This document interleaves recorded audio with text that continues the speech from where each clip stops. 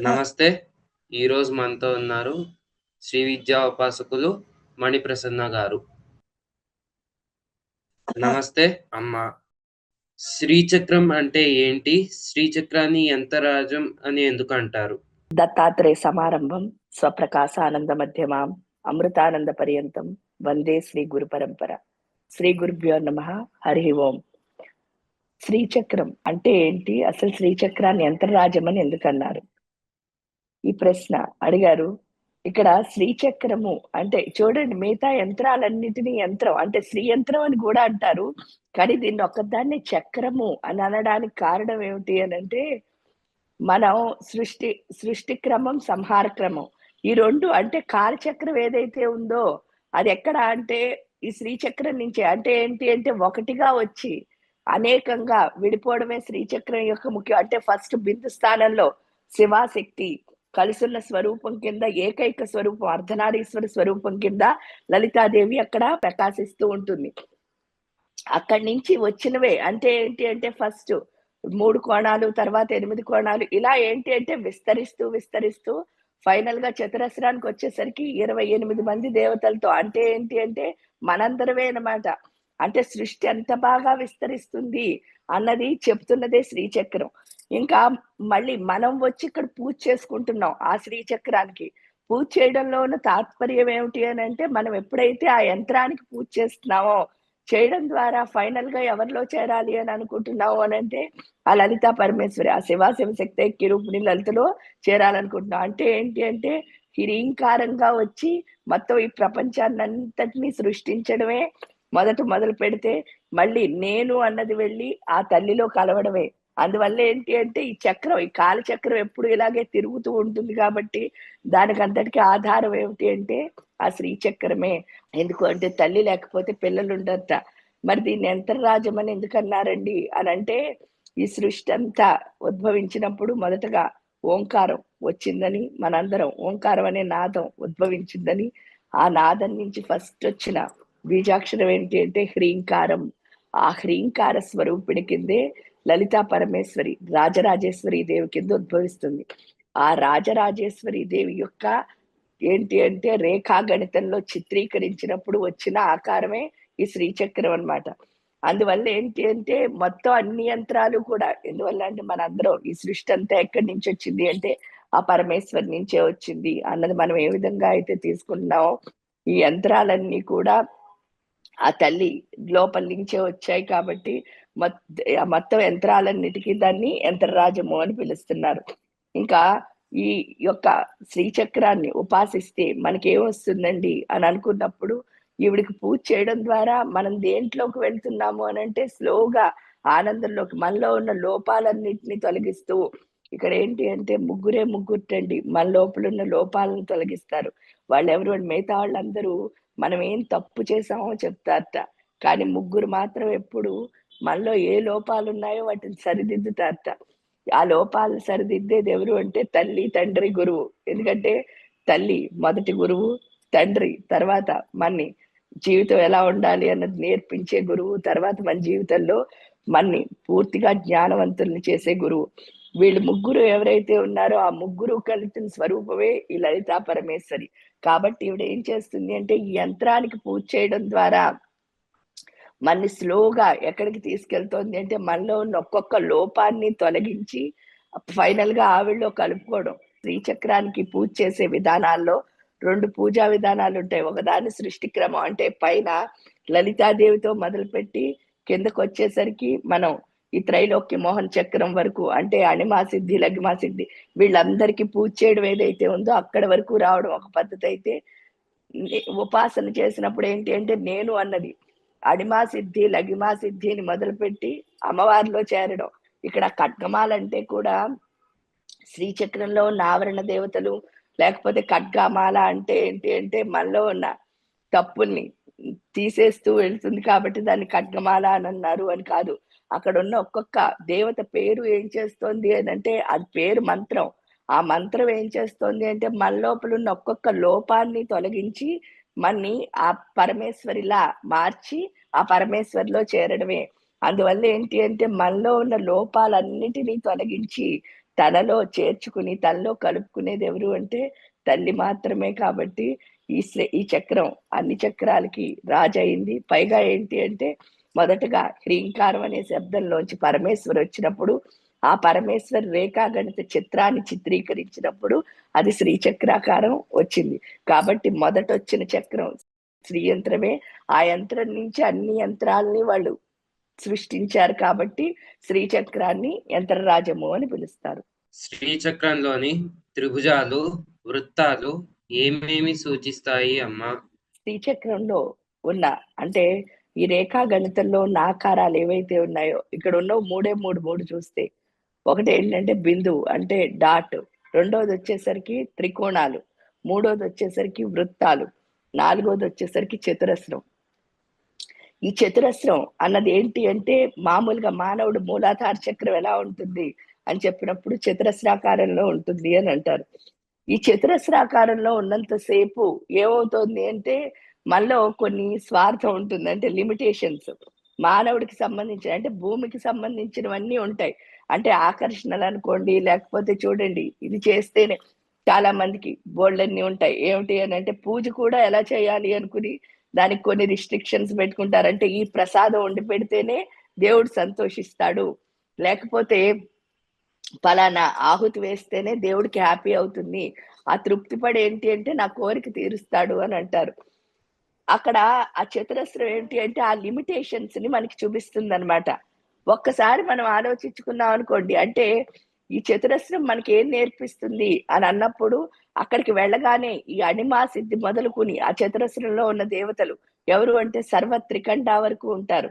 మొత్తం ఈ 28 మంది దేవతలు మనకి నేర్పించేది ఏమిటి అని అంటే మనం అనుకుంటున్నాం చూసారా దేవతకి తృప్తిస్తానని, అది తప్పు అని చెప్తారట.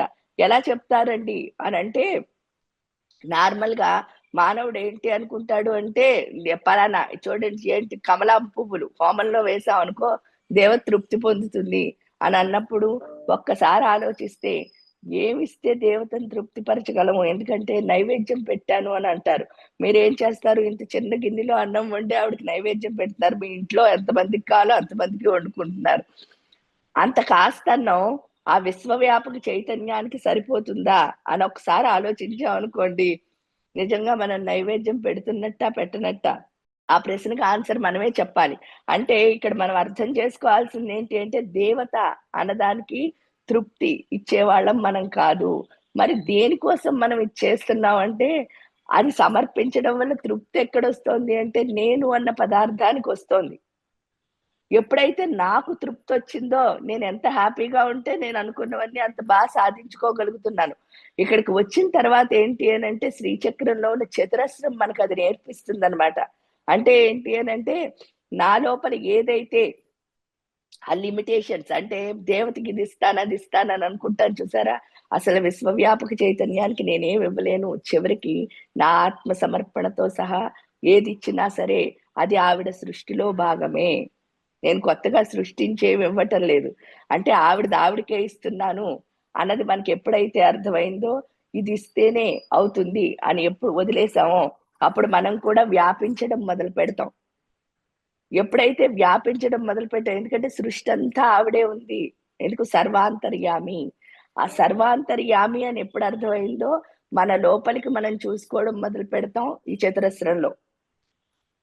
ఎప్పుడైతే మన లోపలికి మనం చూసుకోవడం మొదలు పెట్టాం అంటే మన లోపల సర్వ అంతర్యామి అంటే ప్రతి ఒక్కళ్ళ లోపల ఉంది అని, అప్పుడు నా లోపలున్న దాన్ని నేను ఎప్పుడైతే చూడడం మొదలు పెట్టామో నా ఆత్మ సాక్షాత్కార సిద్ధి ఎప్పుడైతే కలుగుతుందో అప్పుడు మనం ఈ సృష్టిలో ఉన్న ప్రతి దాన్ని ఆత్మ స్వరూపం కింద చూడడం మొదలు పెడతాం. ఈ ఆత్మ స్వరూపం కింద చూడడం మొదలు పెట్టిన తర్వాతను మళ్ళీ ఏంటి అంటే ఆత్మ స్వరూపం కింద చూడడం వేరు, ఆత్మ జ్ఞానాన్ని తెచ్చుకోవడం వేరు. అంటే వీళ్ళలో ఆత్మ దైవ స్వరూపమే, నాలో ఆత్మ దైవ స్వరూపమే అని అనుకోవడం వేరు, పూర్తిగా అనుభవించడం వేరు. ఆ అనుభవించే స్థితి ఎక్కడొస్తుంది అంటే ఈ వృత్తాల్లో వస్తుంది. మీరు శ్రీచక్రంలో ఈ చతురస్రం దాటగానే 3 వృత్తాలు వస్తాయి మీకు చూస్తే. ఆ 3 వృత్తాలు దేన్ని రిప్రజెంట్ చేస్తాయి? దేన్ని రిప్రజెంట్ చేస్తాయి అని అంటే మనలో ఉన్న కామాగ్నిని, జఠరాగ్నిని, జ్ఞానాగ్నిని. ఈడ కామాగ్ని అన్నది ప్రతి ఒక్కళ్ళలోనూ ఉంటుంది. ఆ ప్రతి ఒక్కళ్ళలో కామాగ్ని ఉండడం వల్లనే మనం ఏం చేస్తూ ఉంటాం అంటే, ఎందుకంటే భూమి మీద ఉన్న ప్రతి మనిషికి ఒక కామం ఉండాలండి. అది లేకపోతే ఈ భూమి మీద ఉండం మనం. ఎక్కడికి వెళ్ళిపోతాం అంటే తల్లిని చేరిపోతాం. అంటే ఏదో ఒక కోరిక ఉంటే మాత్రమే ఇక్కడ ఉంటాం. మామూలు మానవుడికైతే ఏదో ఒక కోరిక కాదు, చాలా చాలా చాలా చాలా కోరికలు ఉంటాయి. ఆ చాలా చాలా చాలా చాలా కోరికలు ఉండడం వల్ల ఏంటంటే ఇది కావాలి, అది కావాలి, అది కావాలి ఈ కన్‌ఫ్యూజన్ ఏదైతే ఉందో, ఆ కన్‌ఫ్యూజన్ వల్ల ఎప్పుడు ఏమొస్తుంది అంటే అసంతృప్తే వస్తుంది. ఎందుకంటే కొన్ని సాధించగలుగుతున్నాం, కొన్ని సాధించలేకపోతున్నాం. అప్పుడు అసంతృప్తి అన్నదొస్తుంది.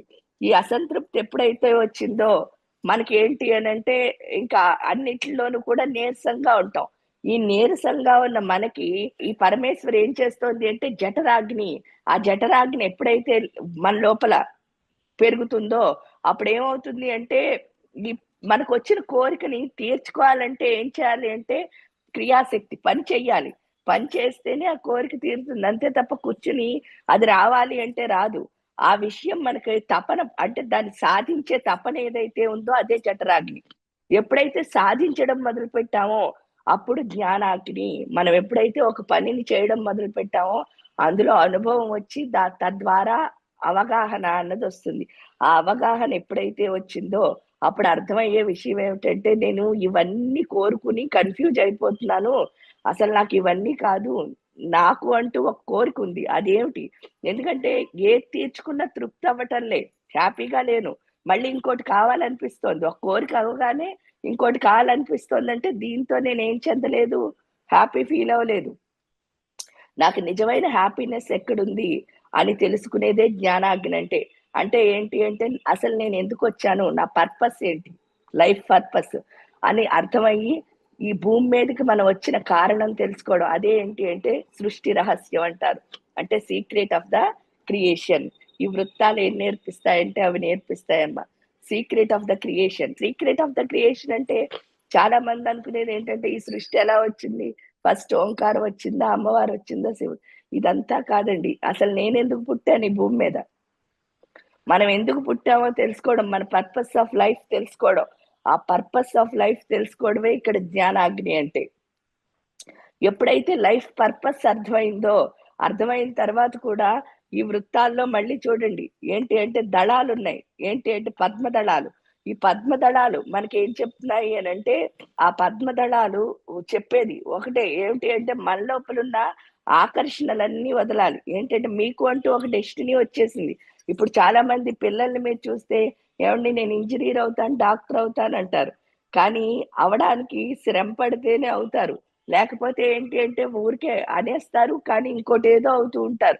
దానికి కారణం ఏమిటి అనంటే వాళ్ళ దగ్గర అది సాధించాలి అనడానికి వీళ్ళ ఇంద్రియాలు కానీ, లేదా అంటే ఈ 5 జ్ఞానేంద్రియాలు, 5 మన లోపల ఉన్న తత్వాలు ఏవైతే ఉన్నాయో, ఆ తత్వాలన్నీ సహకరించకపోవడం వల్ల మన మనస్సు అన్నది మన అధీనంలో ఉండట్లేదు.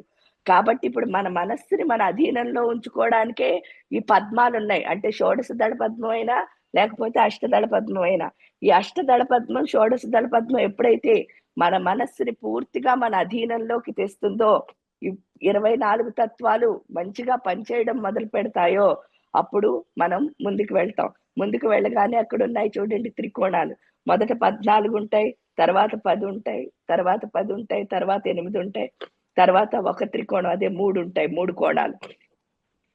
ఈ త్రికోణాలు దేన్ని ఇండికేట్ చేస్తున్నాయి అంటే శివ, శక్తి యొక్క సంగమాన్ని, అంటే శివ, శక్తి కలయిక. కలయిక అంటే ఇక్కడ అర్థం ఏమిటి అనంటే శివ, శక్తి కలయిక అంటే మీరు చూస్తే శ్రీ విద్యా ఉపాసనలో కూడా మనం అదే చెప్తాం. దాన్ని ఈశ్వరీయ శక్తి. ఈశ్వరీయ శక్తి అంటే అర్థం ఏమిటి అంటే ఈశ్వరుడికి ఉండే శక్తి. ఏంటా అని చూసామనుకోండి, అసలు ఈశ్వరుడు ఎలా ఉంటాడో తెలిస్తే, ఎక్కడుంటాడో తెలిస్తే ఈశ్వరుడికి ఉండే శక్తి ఏమిటో మనకు అర్థమవుతుంది. ఈశ్వరుడు ఎలా ఉంటాడు, ఎక్కడుంటాడు అని ప్రశ్నించుకున్నప్పుడు ఈశ్వరుడు ఎలా ఉంటాడు, ఎక్కడుంటాడు అంటే ఈశావానోపనిషత్తు మనకి చెప్పింది చూడండి. ఈశాన సర్వ విద్యానాం ఈశ్వర సర్వభూతానాం బ్రహ్మాధిపతిర్ బ్రహ్మణోధిపతిర్ బ్రహ్మా శివో మే అస్తు సదాశివం. అంటే ఈశ్వరుడు ఇక్కడ ఉన్నాడు అక్కడ లేడు అని లేదు. ఈ సృష్టిలో ప్రతి పరమాణువులోను, అణువులోను, అన్ని చోట్ల అండపిండ బ్రహ్మాండం అంతా ఎవరున్నారు అంటే ఈశ్వరుడే ఉన్నాడు అన్నారు. మరి అన్ని చోట్ల ఉన్న ఈశ్వరుడు మనకి ఎప్పుడైనా కనిపించాడా అని ఒక్కసారి ప్రశ్నించుకుంటే మనకు కనిపించలేదు అంటే ఎందుకు కనిపించటం లేదు, ఈశ్వరుడు ఎందుకు కనిపించటం లేదు అని అనుకున్నప్పుడు బాహ్య దృష్టితో చూసినంతసేపు ఆ ఈశ్వరుడు కనిపించడు, అంతర్దృష్టితో చూడాలి. అది అంటే ఏంటి అంటే ఈ 2 కళ్ళు కాకుండా మన థర్డ్ ఐ అన్నది తెరుచుకోవాలి. ఆ థర్డ్ ఐ తెరుచుకోవాలి అంటే అసలు ఈశ్వరుడు లోపల ఉన్నాడని ఏంటండి గ్యారంటీ అంటే, దానికి ఎవరు చెప్పారట అంటే రుద్రంలో చెప్పారు. ఏమని అంటే ఆత్మభౌడే ఈశ్వరుడు అని. అంటే మన లోపల ఉన్న ఆత్మే ఈశ్వరుడి యొక్క స్వరూపము. ఈ ఆత్మే ఈశ్వరుడి యొక్క స్వరూపం అని ఎప్పుడు అర్థమైందో, ఇప్పుడు దాన్ని నేను చూడాలి, అంతరంగా వెళ్ళాలి అంటే ఏం చేయాలి అంటే మనం ఆ తండ్రిని చూడాలి అంటే మనకి ఒకే ఒక్క తోవ ఉందిట. అదేమిటి అంటే ఆ తల్లి. ఆ తల్లిని చూస్తేనే తల్లిని చూడగలం. ఎందుకంటే తండ్రి తల్లిని చూపిస్తాడు, తల్లి తండ్రిని చూపిస్తుంది. కాబట్టి లోపలున్న తండ్రిని చూడాలి అంటే బయటున్న తల్లిని చూడగలగాలి. ఎందుకు బయటున్న తల్లి అంటున్నానంటే, అమ్మ ఎవరి స్వరూపము అంటే ప్రకృతి స్వరూపము. చైతన్యార్ఘ్య సమారాధ్య చైతన్య కుసుమ ప్రియ అని చెప్పారు. ఈ సృష్టిలో ఉన్న ప్రతి చైతన్యము కూడా ఎవరి స్వరూపం అని చెప్తున్నారు? ఆ పరమేశ్వరి యొక్క స్వరూపమే. నా కంటికి కనిపించే ప్రతి ఒక్కటి ఆ అమ్మ స్వరూపమే. ఇప్పుడు ఫస్ట్ నా కంటికి కనిపించేదాన్ని కనుక నేను చూడగలిగాను అంటే, నా కంటికి కనిపించని దాన్ని అంటే నా లోపల ఉన్న దాన్ని నేను మూడో కన్నుతో చూడగలుగుతాను. అంటే ఈ 2 కళ్ళని కనుక నేను ఎప్పుడైతే పెర్ఫెక్ట్ గా చేసుకోగలిగానో అప్పుడు మూడో కన్నుతో ఎవరిని చూడగలుగుతాను అంటే ఆ తండ్రిని చూడగలుగుతాను. ఇక్కడ ఏమవుతోంది అంటే ప్రకృతితో మనం కలవడం మొదలు పెడతాం. ఎప్పుడైతే స్లోగా ప్రకృతితో కలవడం మొదలు పెడుతున్నామో ఏమవుతోంది అని అంటే ఆ మన 2 కళ్ళు ఎప్పుడైతే అక్కర్లేనివేవి పట్టించుకోకుండా అవసరమైన జ్ఞానాన్ని మాత్రమే తీసుకోవడం మొదలు పెడుతున్నాయో అప్పుడు మూడో కన్ను అన్నది ఓపెన్ అవుతుంది. ఆ మూడో కన్ను ఎప్పుడైతే ఓపెన్ అయిందో అంతర్దృష్టి అంటే లోపలికి చూడడం అన్నది వస్తుంది. ఆ లోపలికి ఎప్పుడైతే చూస్తున్నామో అప్పుడు ఎవరు అంటే ఆ పరమేశ్వరులు. ఎందుకంటే లోపల ఈ పరమేశ్వరి యొక్క శక్తి కలిస్తేనే నాభిస్థానం ద్వారా అంటే మన ఆత్మతో నాభిస్థానం ద్వారా ప్రకృతిని ఎప్పుడైతే కలుపుకోగలుగుతామో అనుసంధానం చేయగలుగుతామో అప్పుడే ఆ శివ శక్తుల్ని చూడగలుగుతాం. ఆ కలయిక అన్నది మనకి ఎవరిస్తారు అంటే ఈ త్రికోణాలు ఇస్తాయి. అందుకని అక్కడ ఉన్న ట్రయాంగిల్స్ ప్రతి ఒక్కటి కూడా ఇంటర్సెక్షన్స్ మీరు చూస్తే ఒకదానికొకటి కలిసి ఉంటాయి. ఆ కలిసి ఉండడానికి కారణం ఏమిటి అంటే ఆ శివ శక్తులిద్దరూ కలిసి ఉన్నారు. అంటే ఎక్కడ ఎప్పుడైతే ఆ త్రికోణాల్లోకి మనం అడుగు పెడతామో స్లోగా ఆ శివ శక్తులతో మనం కలవడం మొదలు పెడతాం. శివ ఎక్కడున్నారు అంటే మన ఆత్మ స్వరూపం కింద ఉంటే ఆ శక్తి ఎక్కడుంది అంటే ప్రకృతి స్వరూపం కింద ఉంది. ఈ ప్రకృతి పురుషుల్ని ఎప్పుడైతే కలపడం మొదలు పెడతామో అప్పుడే మనకి నిజమైన ఉపాసన అంటే ఏంటో అర్థమవుతుంది. ఆ తర్వాత ఆ బిందు స్థానంలో ఉన్న పరమేశ్వరితో మనం లయం అవుతాం. లయం అవ్వాలి అంటే మొదటగా ఆ పరమేశ్వరిని మన లోపల లయం చేసుకుంటే ఆ పరమేశ్వరిలా మారితే ఫైనల్ గా ఆవిడలో చేరడమే ఈ శ్రీచక్రార్చన అంటే. ఇది అక్కడున్న త్రికోణాలకు కానీ వృత్తాలకు కానీ లేకపోతే ఆ దళాలకు కానీ ఆ చతురస్రానికి కానీ అర్థం అమ్మా. శ్రీ విద్యా ఉపాసన అంటే ఏమిటి? అందుట్లో శ్రీచక్రానికి ప్రాధాన్యత ఏమిటి అమ్మా? శ్రీ విద్యా ఉపాసన ఇది చూడడానికి ఒక సెంటెన్స్ అమ్మా, శ్రీ విద్యా ఉపాసన. కానీ ఇక్కడికి వచ్చేసరికి 3 వర్డ్స్. ఈ 3 వర్డ్స్ ఒకదానికొకటి ఎంత బాగా లింక్ అయి ఉంటాయి అని అంటే ఫస్ట్ మనం ఉపాసన నుంచి మొదలు పెడదాం. ఉపాసన అంటే అర్థం ఏమిటి అని అంటే ఆసనం అంటే ఏం చేయాలట అంటే మీకు చూడాలి ఎప్పుడు చిన్నప్పటి నుంచి మనకు చెప్తారు ఉపవాసం చేస్తున్నానండి, ఉపాసన చేస్తున్నానండి. ఈ ఉపాసన అంటే ఏంటి దానికి బదులు అనమాట, అలాంటిదే. ఇంకో కొత్తదేం కాదు, అలాంటిది సేమ్ అన్నమాట. ఉపవాసం అన్నా కూడా అదే అమ్మవారికి దగ్గరగా ఉండడాన్ని ఉపవాసం అంటారు, అంతేగాని అన్నం మానేయడం కాదు. మెయిన్ థీమ్ ఏంటి అంటే 24/7 ఆవిడకి దగ్గరగా ఉండాలి. అంతే తప్ప చూడండి జాగారం చేస్తున్నామండి అని చెప్పేసి శివరాత్రికి చక్కగా కూర్చొని సినిమాలు చూడడం కాదు. జాగారం చేయడం అంటే ఆ రాత్రంతా ఏం చేయాలి, శివ శివ శివ ఏదో ఒక నామాన్ని ఆ శివుడి యొక్క నామాన్ని చదువుకుంటూ ఉండడం. లేదా శివుడికి దగ్గరగా ఉండడం. ఆ నివాసం శివుడికి దగ్గరగా నివాసాన్ని ఏర్పాటు చేసుకోవడాన్ని ఉపవాసం అంటారు. ఈ ఉపాసన అంటే ఏంటి అంటే, ఎప్పుడైతే ఆ అమ్మకి దగ్గరగా నివాసాన్ని ఏర్పాటు చేసుకున్న తర్వాత ఏం చేయాలట అంటే, ఇంక 24 గంటలు ఆవిడనే చూస్తూ ఉండాలట. ఎందుకంటే మనం ఏదైనా ఇప్పుడు మీరొక జాబ్ చేస్తున్నారు. ఆ జాబ్ చేస్తున్నప్పుడు, ఆ జాబ్‌లో మీరు పైకి ఎదగాలనుకున్నారనుకోండి, మీరేం చేయాలి అంటే, ఆ జాబ్‌లో పూర్తిగా లీనమైపోయి దానికి సంబంధించిన మెళకువలన్నీ చాలా, చాలా, చాలా స్పీడ్‌గా తెలుసుకోవాలి. అలాగే ఇక్కడ దేవుడిని చేరాలి అంటే, దేవుడు దగ్గరగా ఉంటూ, అసలు ఆవిడ లక్షణాలేంటి? అంటే ఏంటి అంటే, లలితా సహస్రం చదవడం కాదు. లలితా సహస్రాన్ని అనుభవించడం కావాలి. అనుభవించడం అంటే ఏంటి? అక్కడున్న ప్రతి అక్షరాన్ని కూడా అసలు ఎందుకంటే అక్కడున్న ప్రతి అక్షరము ఒక అమృతమే. కాబట్టి ఒక్కొక్క అక్షరాన్ని మనలో నింపేసుకోవాలి. ఎప్పుడైతే నింపుకోగలిగామో, ఆ దేవత యొక్క లక్షణాలు ఎందుకు అంటే 6 నెలలు సావాసం చేస్తే వాళ్ళు వీళ్ళవుతారంటారు. అలాగే ఆ తల్లికి ఎంత దగ్గరగా అవుతున్నామో, అంత బాగా ఆవిడ లక్షణాలన్నీ మన లోపలికొస్తాయి. మన లోపలికి రావడానికి మనకి ఏం హెల్ప్ చేస్తుంది? ఏం సహాయం చేస్తుంది అంటే ఇక్కడ విద్య. ఆ విద్య ఏంటి అంటే నేను అన్న అబద్ధాన్ని, ఆ శ్రీ అన్న నిజాన్ని ఏదైతే కలుపుతుందో దాన్ని విద్య అంటారు. అంటే ఏంటి అంటే నాకు జ్ఞానం అన్న దాని వైపు నన్ను తీసుకువెళ్తుంది. ఎప్పుడైతే ఆ జ్ఞానం వస్తోందో, ఈ విద్య ద్వారా కనెక్షన్ ఏర్పడుతోందో, ఇంకా శ్రీ అంటే ఏంటి?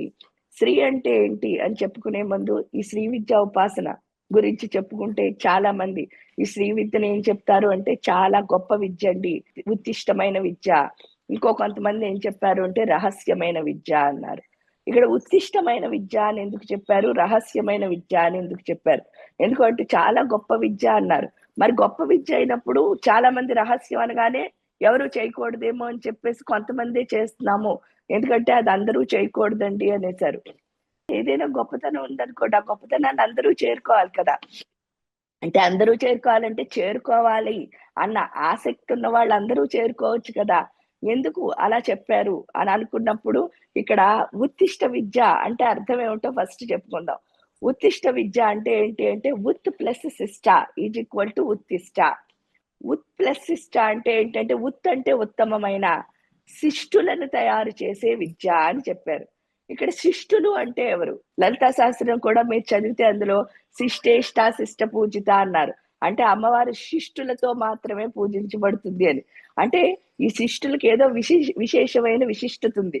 అదేమిటా అని తెలుసుకున్నప్పుడు ఇక్కడ ఏమిటిట అంటే మనకి ఎప్పుడైనా మీరు చూసినప్పుడు ఆహ్, ఒక గురువుగారి దగ్గరికి శిష్యుడు అంటే ఎవరంటే గురువుగారి దగ్గరికి వస్తారు. వాళ్ళకి మంత్రాలిస్తారు. ఆ గురువుకి ఏ సేవ కావాలంటే ఆ విధంగా సేవలు చేస్తారు. లేదా వాళ్ళ మంత్రం వాళ్ళు చేసుకుంటూ ఉంటారు. ఇలాంటి వాళ్ళని శిష్యులు అని పిలుస్తారు. మరి శిష్టుడు అంటే ఎవరు? ఎవరు అంటే వీళ్ళు కూడా అలాగే గురువు దగ్గరికి మంత్రానికొస్తారట. మంత్రానికొచ్చినప్పుడు ఏంటి అంటే, ఇక్కడ గురువుకి, శిష్యుడికి మధ్యలో 3 న్యాయాలుంటాయి. ఆ మూడో న్యాయానికి ఎవరైతే వెళ్తారో వాళ్ళని శిష్టులు అంటారు. ఈ 2 న్యాయాల్లో ఉన్న వాళ్ళని శిష్యులు అంటారు. ఇక్కడ ఈ శిష్టుడు ఎవరు అనంటే ఒకసారి ఆలోచించినప్పుడు ఫస్ట్ ఉన్న న్యాయం పేరేంటిట అంటే మార్జాల న్యాయము అంటారు. మార్జాల న్యాయం అంటే ఏంటంటే పిల్లి మీరు చూస్తే, ఆ పిల్లి ఏం చేస్తూ ఉంటుందంటే పిల్లల్ని పట్టుకుని ఎక్కడికైతే అక్కడికి వెళ్తూ ఆ పిల్లలకంతా తనే చక్కగా పోషణ అంతా చూసుకుంటూ, వాళ్ళని రక్షిస్తూ, కాపాడుకుంటూ వెళ్తుంది. అంటే ఈ పిల్లి ఎంత బాగా అంటే పిల్లల్ని చక్కగా అన్నీ నేర్పించుకుంటూ, పెంచుకుంటూ వెళ్తుందిట. అలాగే ఫస్ట్ ఎప్పుడైతే గురువుగారు మంత్రోపదేశం చేస్తారో, చేసినప్పుడు ఈ శిష్యుడికి కూడా అన్ని విషయాల్ని అర్థమయ్యేటట్టు కూలంకషంగా చెప్తూ చాలా సార్లు ఆయన కూడా తిప్పుకోవడం అన్నది జరుగుతుంది. ఎందుకు అంటే నేర్పించడం కోసం. ఇలా నేర్పించడం కోసం తిప్పుకుంటూ ఉన్నప్పుడు, అన్నీ నేర్పిస్తూ ఉన్నప్పుడు, వీళ్ళతో కొన్ని మంత్ర జపాలు కూడా చేయిస్తూ ఉన్నప్పుడు, ఈ శిష్యుల్లో ఎప్పుడైతే మూర్తీభవించిన మూర్తిత్వం ఎందుకంటే మంత్రం ఎంత బాగా చేస్తామో, అంత బాగా మంత్రశక్తి మన లోపలికొస్తుంది. ఎంత బాగా మంత్రశక్తి వస్తుందో, మనలో అంత బాగా ఆ దేవత యొక్క తత్వము అన్నదొస్తుంది. ఆ దేవత తత్వం ఎంత బాగా వస్తుందో, అప్పుడు గురువు ఏం చేస్తారట అంటే, రెండో న్యాయానికి షిఫ్ట్ అయిపోతారట. ఆ రెండో న్యాయం పేరేంటి అంటే, మర్కట కిషోర న్యాయం అంటారు. ఈ మర్కట కిషోర్ న్యాయం చాలా ఇబ్బంది అంటే కొంచెం కష్టతరమైన న్యాయం. మర్కటం అంటే మీకు తెలుసు కోతి. కోతిని ఎప్పుడైనా మనం చూసామనుకోండి, కోతి ఎప్పుడు జంపులు చేస్తూ ఉంటుందండి. జంపులు చేస్తూ ఉంటే ఇంకొకటి కూడా గమనించొచ్చు అక్కడ మీరు లక్షణాన్ని. ఆ లక్షణం ఏమిటి అంటే, మీరు ఈ కోతి ఎంత బాగా జంప్ చేస్తుందో, ఆ జంప్ చేస్తున్నప్పుడు పిల్లలుంటే కోతి దగ్గర, ఆ పిల్లెప్పుడు కోతి తల్లిని పట్టుకుంటుంది కానీ తల్లి ఎప్పుడు పిల్లని పట్టుకోదుట. అంటే పిల్లే తల్లిని గట్టిగా పట్టుకుంటుంది.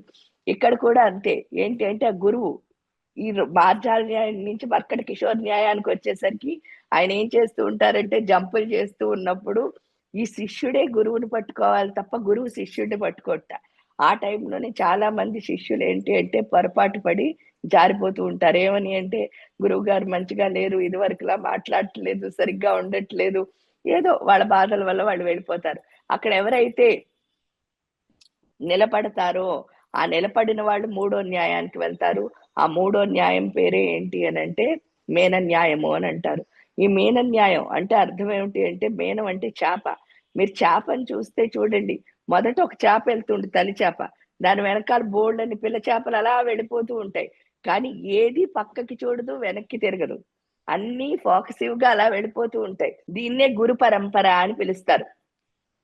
ఇక్కడ ఈ గురు పరంపరలో ఏంటి అంటే గురువు ఏదో ఒక కార్యం చేయడానికి వచ్చారు కదా, ఆ కార్యం ఏదైతే ఉందో అది వెనకాలన్న శిష్యులందరూ చేసుకుంటూ వెళ్తారంతే.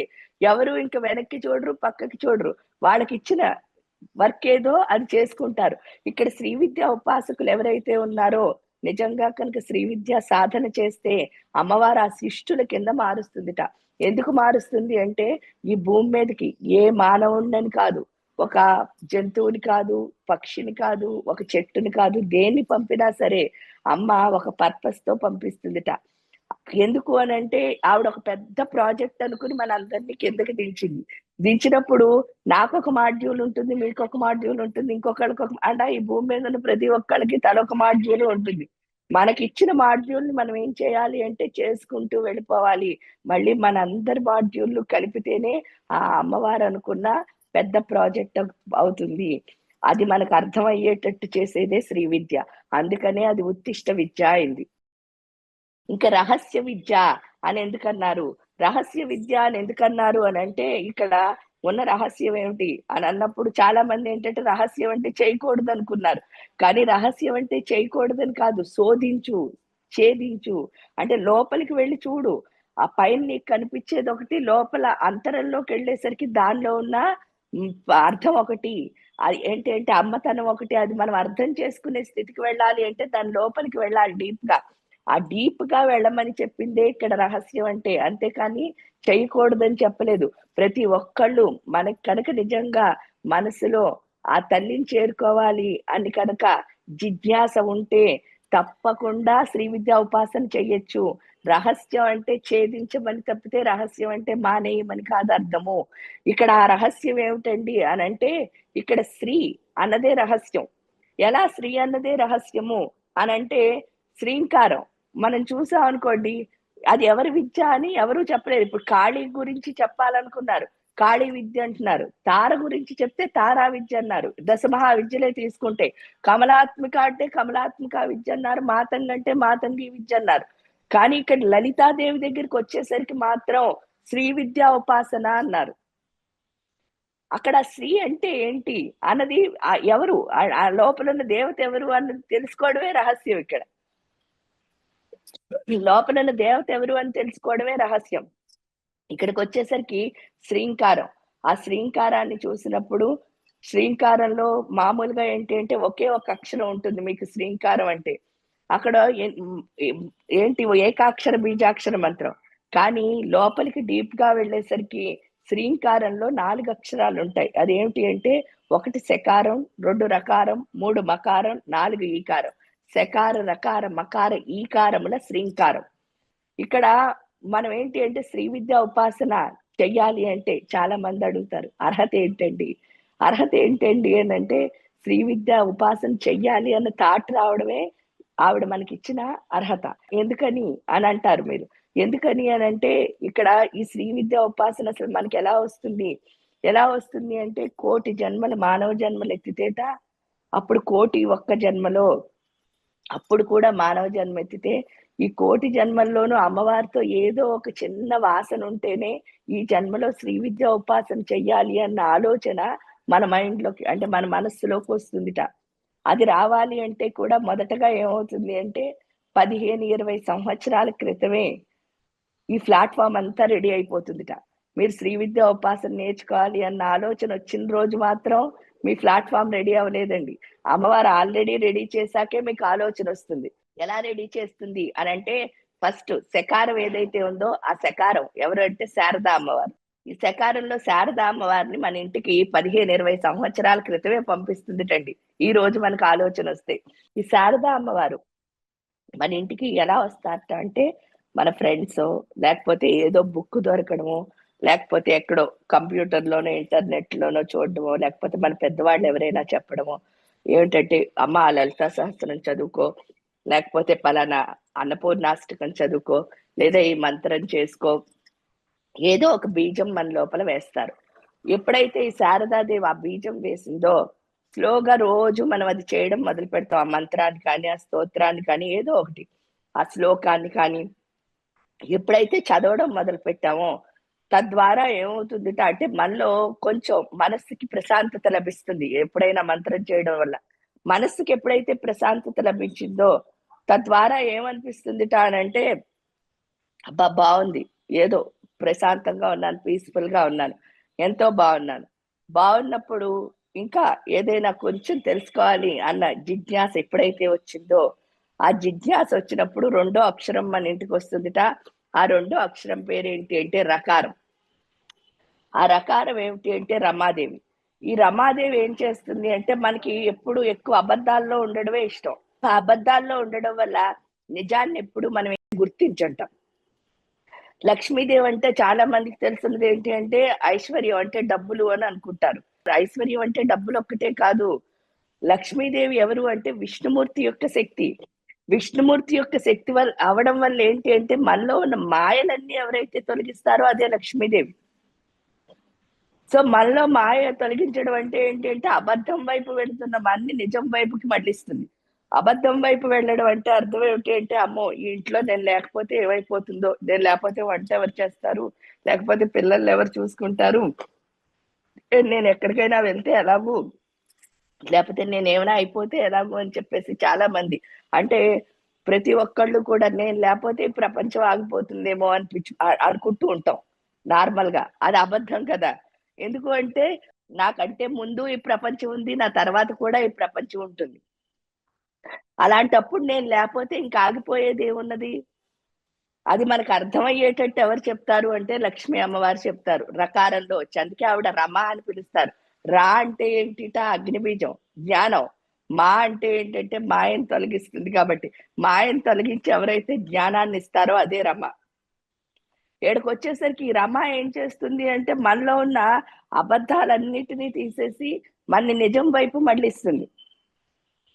ఎప్పుడైతే నిజం వైపు మనం వెళ్ళామో ఎందుకంటే అబద్ధంగా ఉన్నంత సేపే మన గుండెల్లో అలజడి ఉంటుందండి. నిజంగా ఉన్నామనుకో మన గుండె ఎంతో ప్రశాంతంగా ఉంటుంది. ఆడికి వెళ్ళిన తర్వాత మనకి అది అర్థమవుతుంది లక్ష్మీ అమ్మవారి వల్ల.